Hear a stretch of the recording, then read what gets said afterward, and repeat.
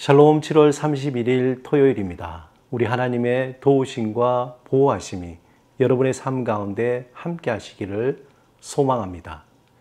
오늘 함께 나눌 말씀은 시편 마지막 편인 시편 150편입니다. 오늘 말씀을 함께 읽고 또 묵상하시면서 하나님이 우리에게 들려주시는 음성을 듣겠습니다.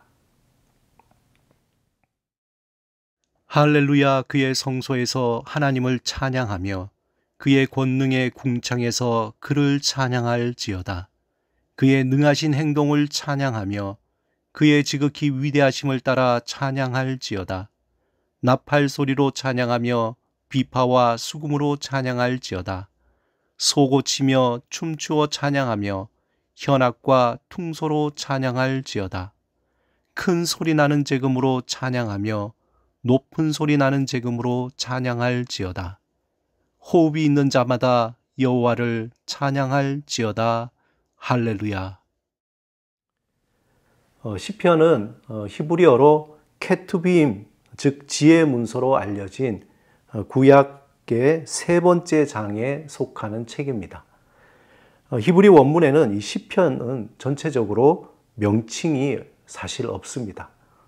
단지 현악기의 반주에 맞추어 노래하는 시라는 뜻의 용어인 미즈모르가 포함되어 있어서 이것을 그리스어로 하면은 푸살모스, 또 영어로 하면은 우리가 잘 아는 쌈, 시편이 됩니다.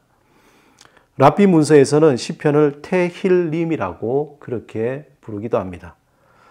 오늘 시편 150편은 모두 6절로 되어 있습니다. 찬양의 장소와 또 이유와 방법에 대해서 우리에게 말씀하고 있습니다. 먼저 1절은 찬양의 장소에 대해서 말씀하고 있는데 본문에 보면 할렐루야 그의 성소에서 하나님을 찬양하며 그의 권능의 궁창에서 그를 찬양할지어다 라고 되어 있습니다. 본문에서 찬양을 그의 성소에서 또 그의 권능의 궁창에서 라고 말씀합니다. 그 성소, 그의 성소, 하나님이 임재하시는 곳, 하나님이 거하시는 곳을 의미합니다.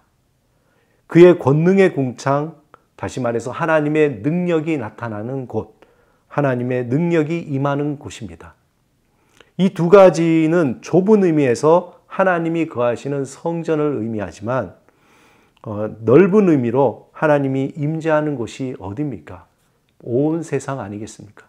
모든 곳이 다 하나님을 찬양할 수 있는 장소라는 겁니다. 그곳은 성전일 수도 있고 그곳은 우리의 가정일 수도 있습니다.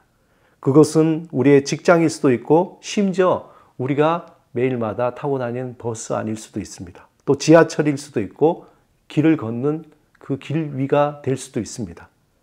우리가 하나님을 의식하고 그분의 임재를 경험하는 어느 곳이든지 그곳은 하나님을 찬양할 수 있는 장소이고 찬양해야 할 장소입니다. 두 번째 절에서 왜 찬양을 해야 하는가에 대한 이유에 대해서 분명하게 말씀하고 있습니다. 본문의 그 이유에 대해서 그의 능하신 행동 때문에 찬양해야 한다고 또 그의 지극히 위대하심 때문에 찬양해야 된다고 말씀합니다. 우리가 찬양해야 할 이유가 있다면 그것은 하나님이 우리 삶 가운데 행하신 일들을 묵상할 때 찬양해야 될 이유가 자연스럽게 우리에게 떠오르게 됩니다. 하나님이 우리에게 행하신 그 위대하심 때문에 우리는 찬양합니다. 그런데 우리는 하나님이 행하신 일이라고 하면은 어떤 큰 병을 치유하거나 죽었다 살아나거나 어떤 기적 같은 일들을 생각하지만 그렇지 않습니다. 우리 일상에는 너무나 많은 것들을 통해서 하나님을 찬양할 수 있습니다. 우리가 먹고 자고 듣고 말하는 것부터 화분에 핀 노란 꽃, 창가에 깃드는 햇살, 볼에 스치는 그 바람, 너무나 많은 것들로 인해서 우리 하나님을 찬양할 수 있습니다.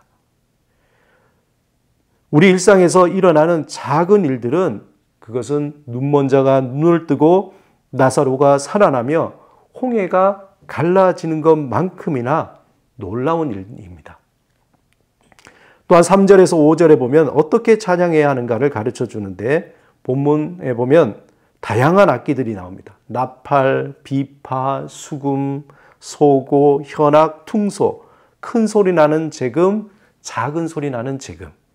지금 같으면 아마 오케스트라 같은 나오는 그런 모든 악기를 동원해서 다양한 악기로 하나님을 찬양하라고 말씀하고 있습니다.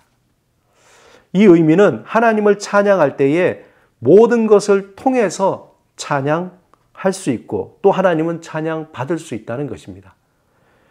이제 마지막 6절에서 누가 찬양하는가에 대한 것을 말하는데 본문에는 호흡이 있는 자라고 되어 있습니다. 호흡이 있는 자, 다시 말해서 살아있는 모든 자, 살아있는 모든 만물을 통해서 하나님은 찬양 받으신다는 것입니다. 그런데 시편 1편과 시편 150편 마지막 절을 이어서 보면 참 재미있습니다. 시편 1편에 보면 1절에 보면 복 있는 사람은 이라고 시작합니다. 그리고 시편 150편 마지막 절 6절 후반부에 보면 여호와를 찬양할지어다. 다시 말해서 시편을 한마디로 한다면 복 있는 사람은 여호와를 찬양할지어다라는 것이죠. 시편 1편에서 복 있는 사람은 어떤 사람입니까? 그 사람은 여호와의 율법을 즐거워하여서 주야로 묵상하는 자인데 이 묵상이라는 것이 바로 하나님의 위대하심과 전능하심을 깨닫고 찬양하는 것입니다. 또한 복 있는 사람은 여호와의 율법을 즐거워하여 주야로 묵상할 정도로 하나님과 아주 깊은 관계, 친밀한 관계에 있는 사람, 하나님을 전적으로 의지하는 사람을 말합니다. 오늘 본문 3절에서 5절을 다시 보겠습니다. 여기에서는 모든 수단을 다해서 하나님을 찬양하라고 했습니다. 이 말씀을 우리가 좀 더 묵상하면은 우리는 어떤 수단뿐만 아니라 어떤 상황 속에서도 하나님을 찬양하라는 것입니다. 그것이 단지 좋은 상황이 아니라 악한 아주 악조건의 상황일지라도 그럼에도 불구하고 하나님을 찬양하라는 것이죠. 왜 그렇습니까? 그것은 우리는 하나님을 신뢰하기 때문에 그렇습니다. 하나님을 전적으로 의지하기 때문에 그렇습니다.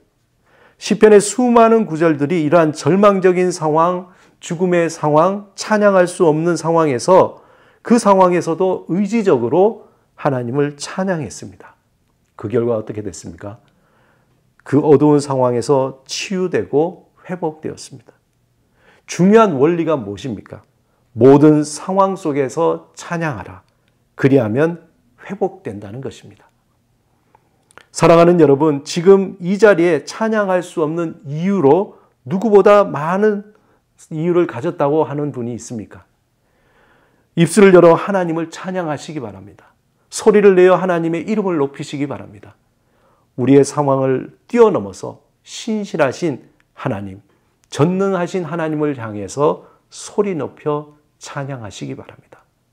우리 하나님이, 치유의 하나님이 우리를 회복시키시고 고치시고 소망을 주시며 우리의 삶을 변화시켜 주실 것입니다.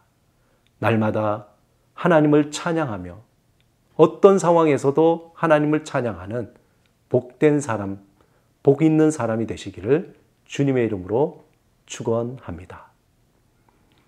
오늘 하루를 위해서 또 우리의 삶을 위해서 이 시간에 함께 기도하겠습니다. 주님, 날마다 주를 찬양하는 삶으로 승리하게 하소서. 우리의 상처를 치유하시고 우리의 근심 걱정을 거두시며 주의 능력으로 우리를 새롭게 하소서. 예수 그리스도 이름으로 기도드립니다. 아멘.